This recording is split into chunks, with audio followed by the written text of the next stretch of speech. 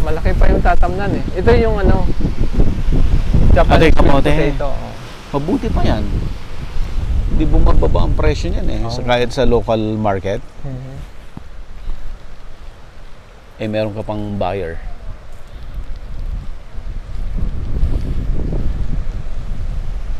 Pero ang hirap procure ng ano eh, materialis niya eh. Dito bumili kami ng slips. Oo. Kulay violet siya eh. Parang ano yung, pero sa tingin namin ornamental yun eh. 70 pesos yung isang Slip. slip lang.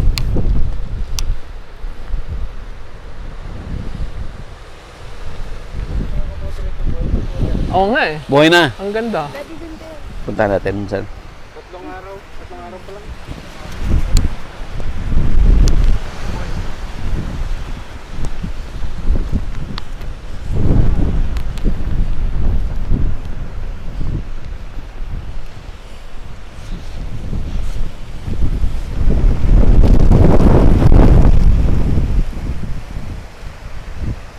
Sa inyo yung Kalabaw.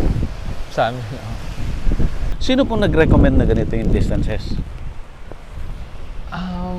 Meron kasing nagtatanim dito, malapit din dito. Ganito po. Yan ang ano niya. Okay. Pero titingnan din namin yung kay Marlo. Pero ibang ano kasi yan eh. Ibang plant. Baka depende doon sa Siguro, klase sa ng plant. klase.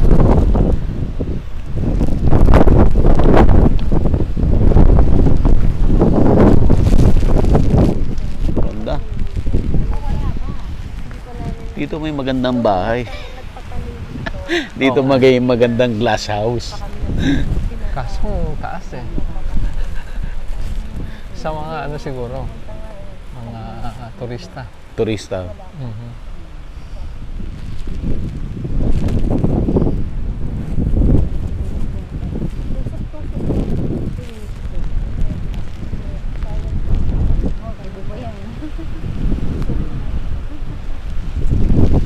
Ganda no, Dad?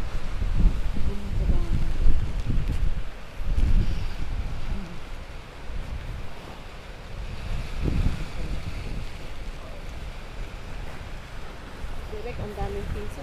Oo po. At ang ganda ng view.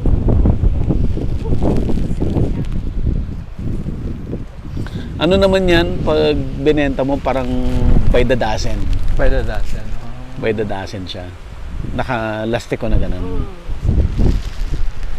By the dozen or by 6, ganyan. Nung nakaraan yata may gustong bumili na ano yun. 1,000 ba o 10,000 na sabi ko lang huwag muna. At pantanim muna namin to. Para minyo muna. Gusto na nilang bilhin to? Dito pa rin ho tayo sa Zolanzo Integrated Farm kasama si Sir Conrad at si Ma'am Beth Zolanzo. At ngayon ay ipapakita nila ang kanilang vegetable farms. Pupuntahan din natin yung napakaganda nilang overlooking na napakaganda for Instagram. Instagrammable ika nga. At syempre, ikukwento sa atin ni Sir Conrad yung experiences niya, yung learning niya dito sa farming at ano yung mga challenges na kinaharap niya while siya ay nakabase sa Amerika at siya ay nagpapadevelop ng farm dito sa Pilipinas. Yung learnings po niya ay importante na matutunan ng bawat OFW or bawat Filipino na sa abroad na gustong magtayo ng farm dito sa Pilipinas.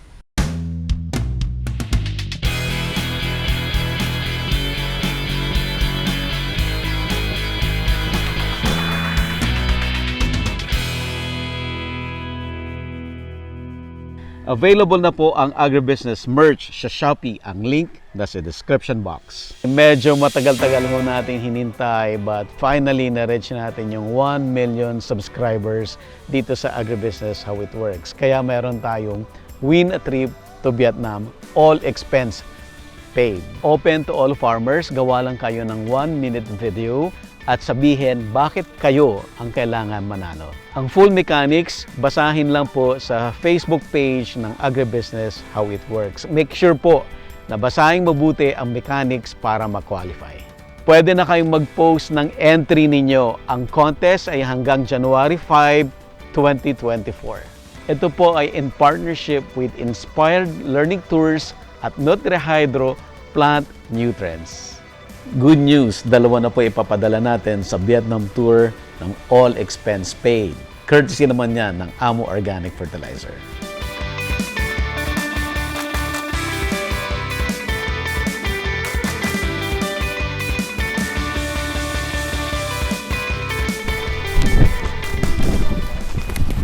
Pababa. Punta tayo dun sa may view deck dun sa kabila. Pero itong kita dun sa baba. Kita to.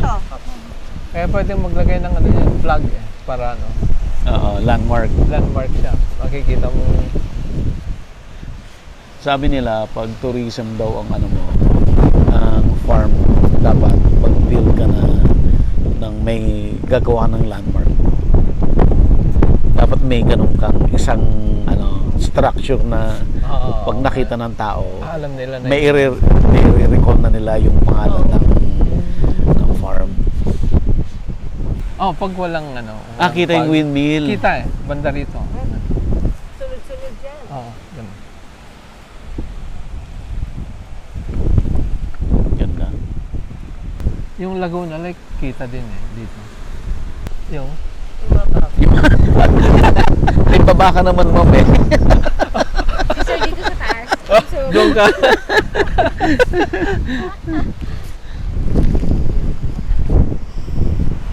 minsan ka lang naman umakyat. So yan yung rainforest. Ayan. Kasi yung katabi niyan watershed. So kailangan I see. ma-preserve yung Ilang hektarya yan, sir, yung rainforest na yan, na sakop mo? sakop namin. Siguro mga half hectare to Hanggang dyan lang sa baba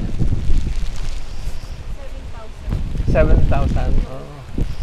More than half hectare. Tapos pwede mo parang tamnan to sa Pwede pa.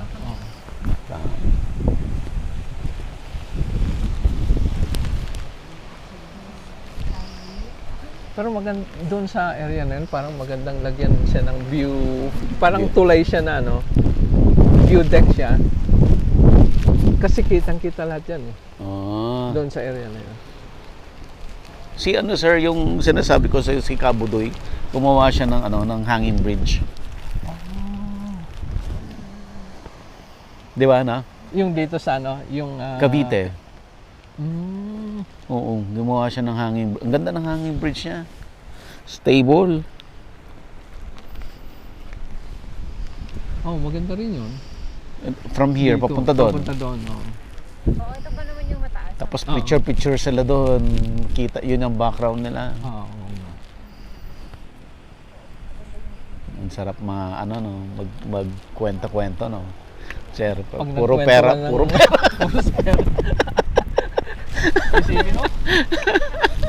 Overtime pa ko ngayon. Ito muna, sir. Ito muna. Promising to. Masyado magpo. Pwede kang may mga accommodation dyan. Yung mga maliliit na Camping.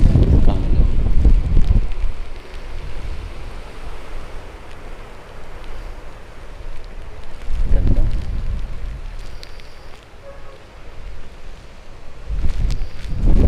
Pwede mo ng tao.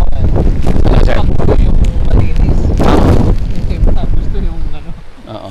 Iba-iba. talagang natural.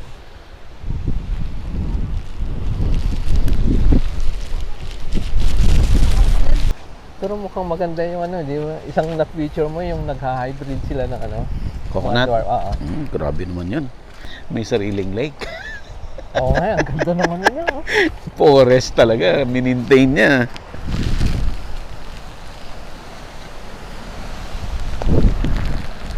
So, na-picture mo rin yung yung crayfish, di ba? Yung Australian red claw. Oo. Okay ba yun? Ornamental yun, sir. Ornamental ba? Ornamental Pwede ba yun. Pero may farm dyan sa pila Malaki yata yung niya. Kaya si... Kasi export yata yun. Oh, si Sir James Pe, yung dyan sa Santa Maria, yun? Batikan yun na nag-iisda pero ornamental. Season talaga yan.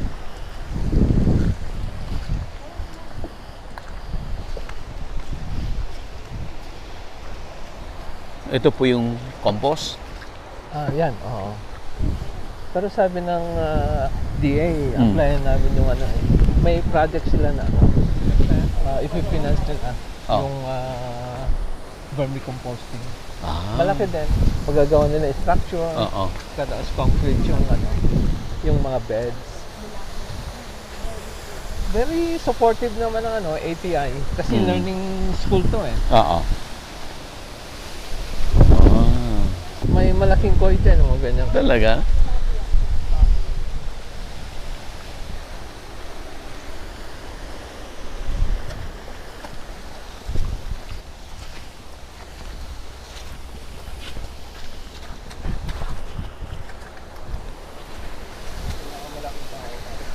Oo nga eh.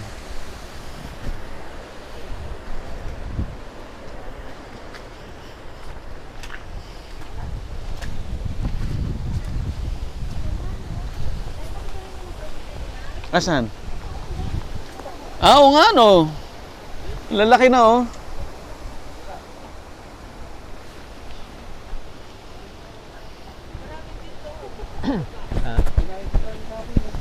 Ang dami no. Saan tayo po dadaan dyan? Namunga na yan, ma'am? Namunga itong kakao. Itong kakao. Oh. Ito yung garden, sir. Ito ang garden. Vegetable. So, lettuce, pechay. Ganda.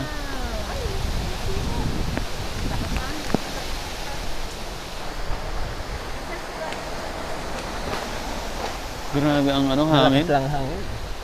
Nabuwal. Nabuwal.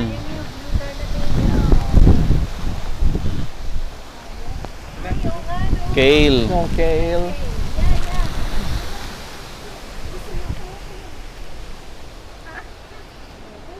Pang smoothie.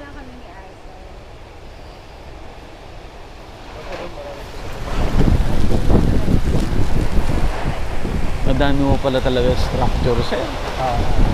Kaya, natak yung requirements na.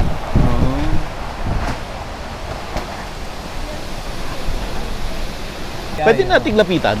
Okay. Hindi ba, Kwal? Okay.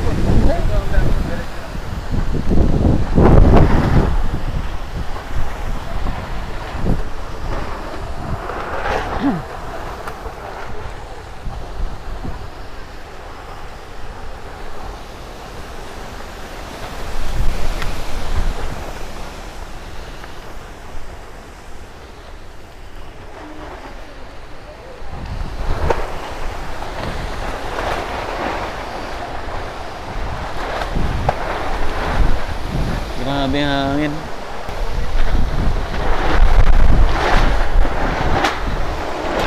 Grabe, sir. Masisira talaga to. Oo nga eh, sa lakas ng hangin.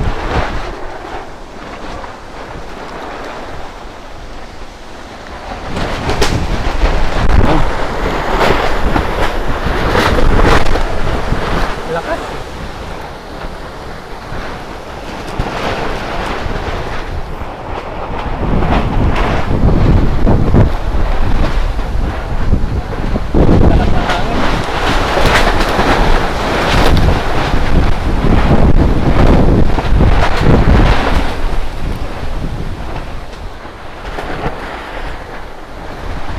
Masarap. Mustasa.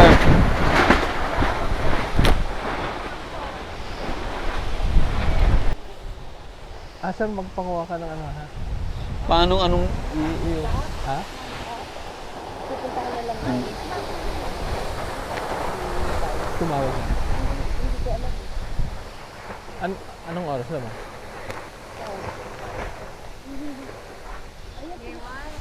Hindi ba ma-insekto dito, sir? Marami din. Kaya lang yung bumibili ng ano namin, meron siyang organic na ano eh, pang spray. So binigyan niya kami. So yun, pwede, kahit naka-spray ngayon, Pwede kainin. pwedeng kainin. Ano pangalan ng ano? Yung sigarilyas, ma'am, ang ganda.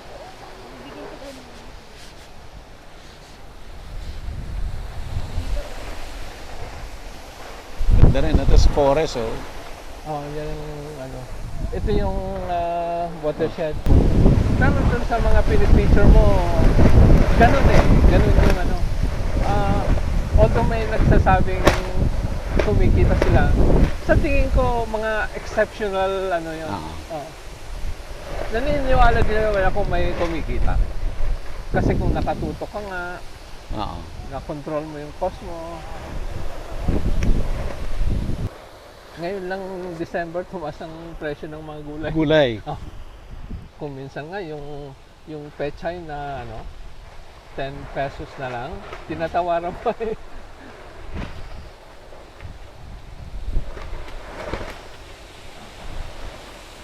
So talo ka, doon na lang sa pagka-harvest talo ka na eh, sa labor. Kaya ngayong ano, di ba may mga nagtatapon ng mga produkto, Oo. dapat hindi na nila hinarvest yun. Yung iba hindi na nag-harvest. Oo. Hinahayaan na lang. Kasi another cost yung pag-harvest Oo nga eh. Sana doon pumasok ang gobyerno eh. Yung sa distribution. Kasi hindi even yung distribution ng goods eh. Oo. So dapat sila yung magpaplano kung ano. Sila lang ang may capability to do that. Oo eh. Oo. Sila lang talaga. Alam naman nila yan. Oo nga. Alam naman nila yan. Kaya sana yung, di ba nung nasa Thailand tayo, nakasoning ang mga ano eh, mga produkto. Oo. Sana ganun yung gawin para yung madali yung distribution. Oo. Yung area ng durian lang talaga sila Oo eh. nga eh. Oo.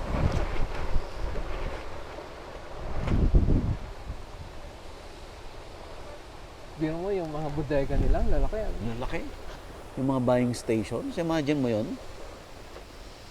Dito, hindi tayo makapagpatayo ng ganun. Ano na yon? Palengke na yon. Oo nga, palengke na yun. Sa atin, Oo. palengke na yon na ang daming ano, maliliit na nakapwesto doon, isa Oo nga. lang. Tabi pa. Oo.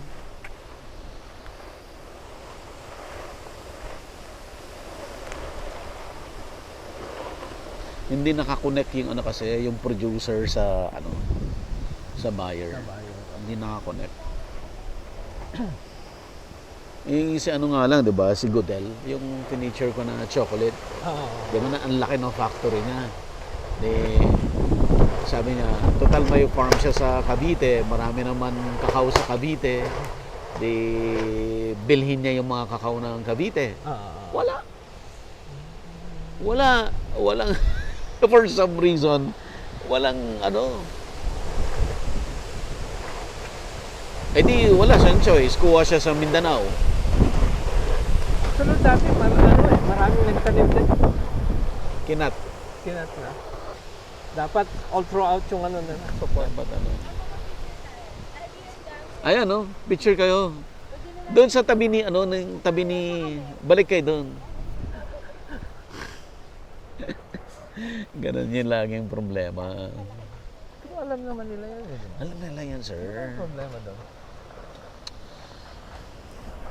Alam nila yan. Wala.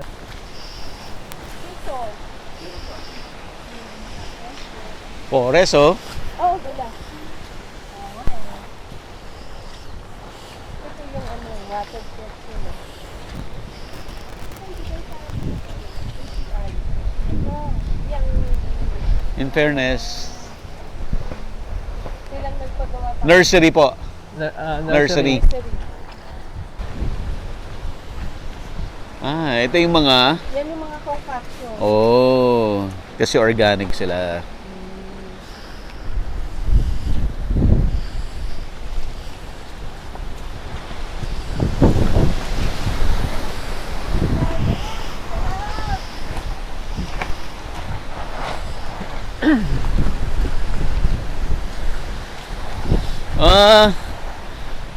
May view deck dito.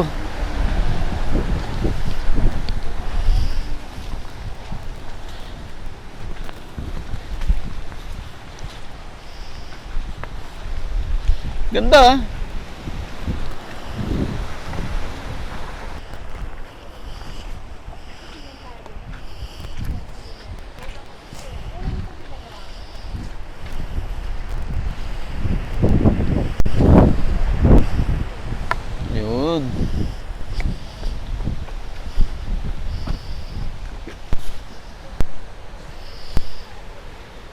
tutuusin, sir, ang ganda na ng farm mo.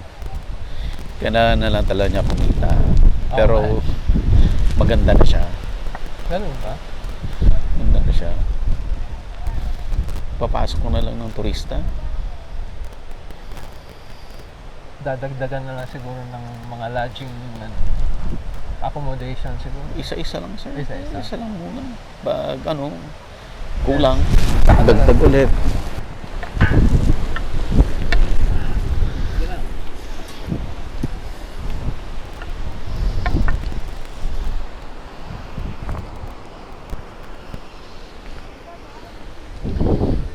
Ganda.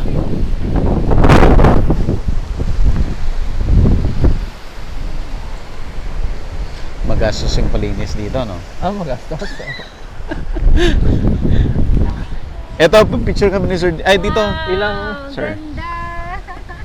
Oh, grabe. Facebook lang katapat nito, sir. Facebook, ads. Boosting lang. Boosting lang, sir. yung kay Benson, hindi ka ba nakapunta doon? Hindi pa. Nagbala akong puntahan. Kaso napuno yung schedule ko ni Sir Manny. Kaya hindi ko na siya napuntahan. Sabi ko, ma'am, boosting lang sa Facebook. Budget ka lang mo. Yung limit din naman Nagbubus ka ba? Hindi, ang binubus ko lang naman pag may training, yung gano'n. Pero dapat ito pala. Hindi, tourism. Tourism Tourism ang highlight mo.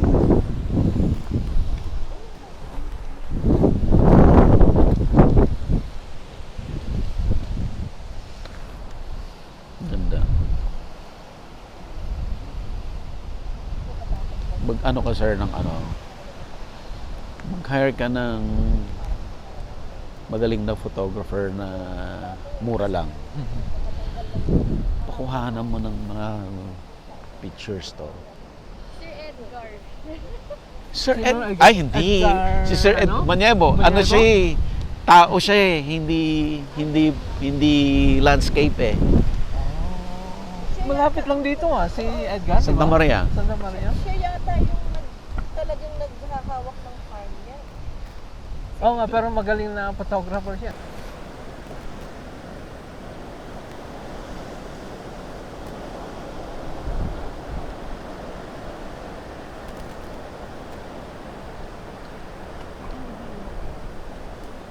Sir Conrad, maraming salamat po sa opportunity na mabisita ka namin. Maganda po yung farm. Kung ako maganda po yung farm talaga. Maganda yung climate, do ang lakas ng ulan, pero ako kasi gusto ko yung ganon. Gusto ko talaga yung ganon climate, kaya nag-i-enjoy ako. Puno na rin, sir, tutuusin, puno ng trees. Ayan, natuwa ako doon sa yung pinag-uusapan natin, yung ornamental plants doon sa Thailand, na magtanim ka kasi conducive yung plant na yan dito. Natuwa ako, ang dami mo nang tanim. Actually, nung nag-usap tayo nun sa Thailand, tumawag kagad ako dito Talaga? Sabi ko, ihanda nyo na yung tanim natin. Kasi invite ko si Direk. Sabi ko. Ayun. So, hoping na may kagaya ng sinabi mo, lahat naman ng gagawin, hahanapan mo yung market. So, I hope na magiging magandang venture ito. Oo nga Yan. Basta yung advice mo na papasyal kami dun sa Dangwa, gagawin na kagad namin yung bukas. bukas pupunta namin doon. Okay. Sir Conrad, para lang sa audience natin, pwede ka bang mag-share ng learnings mo dito sa farm? Alam ko na malaki yung farm at sabi mo nga madami-dami na rin yung na-invest mo dito, no? At and still ganun pa rin, no? Tuloy-tuloy kailangan mo mag-invest. Ano po yung mga learnings na dapat matutunan din ng ibang viewers na meron ding farm or nangangarap na magkaroon ng farm? Well, nung una talaga ang vision ko, sa edad ko, kailangan mag-set ako ng legacy. Ah. So sabi ko, pipili ako ng community na tutulungan. Mm-mm. Maganda yung tumulong sa community. Ang problema, kung paano iti-take naman ng community. Diba? Oo. So, ang pagtulong, hindi lang one way yun Kailangan Two-way. two-way. So, tutulungan Para maging mo sila, sustainable. tutulungan ka rin nila. Oo. So, ang aral na nakuha ko dyan, na noon sinasabi na nila na kung mayroon kang farm, huwag kang kumuha ng tao na nakatira dun sa vicinity Vicinity. ng farm. Pero matigas ang ulo ko so hindi ako naniniwala doon. So, iginiit ko pa rin yung pagtulong sa community. Pero nagkamali ako Yun ang pinakamalaking pagkakamali na nagawa ko. Kaya nung nangyari yung nangyari, nag-decide kami na kumuha ng tao from other provinces. So mga tao namin ngayon galing ng Quezon, galing ng Visayas, na masisipag sila. I think ang bottom line doon, sir, ay dapat yung tao na makuha mo ay trustworthy. Yeah, tama. No, Yeah. trustworthy, naintindihan niya yung vision mo, ano yung gusto mong gawin, naka-align siya doon sa vision mo. No, oo, tama. No matter how much you pay them, kung iba yung vision nila, hindi magkakatugma So, mas maganda pa rin na makahanap ka ng tao na parehas kayo ng vision. Oo. Ayan. So, importante po yan. Simpleng-simple yung pagkakasabi ni sir, pero sobrang, it's either mag-succeed ka o mag-fail ka sa farming. Yeah, totoo. Dahil yan. lang dyan. Oo, yan. Kasi umabot ng naisip ko noon na ibenta ko na yung farm Yung farm. because of the setbacks na nangyari sa amin. Buti na lang sir, hindi mo binenta. Yeah, ang iniisip ko yung mga anak ko So sabi ko, wala naman akong maipapamana sa kanila kundi ito na pinaghirapan talaga namin. Oo. At ang galing sir anong pangalan ng panganay mo sir? Si John Ro. Si John Ro, no? Imagine mo, from the States, no? Yung iba na yung buhay doon, pero he decided to go home. At dito siya ngayon sa farm, nakatuto. Actually, yung bunso ko, gusto rin bumalik Gusto dito. rin. Yeah. Galing. Ayan sir, so thank you so much. Sir, yan, yung immune.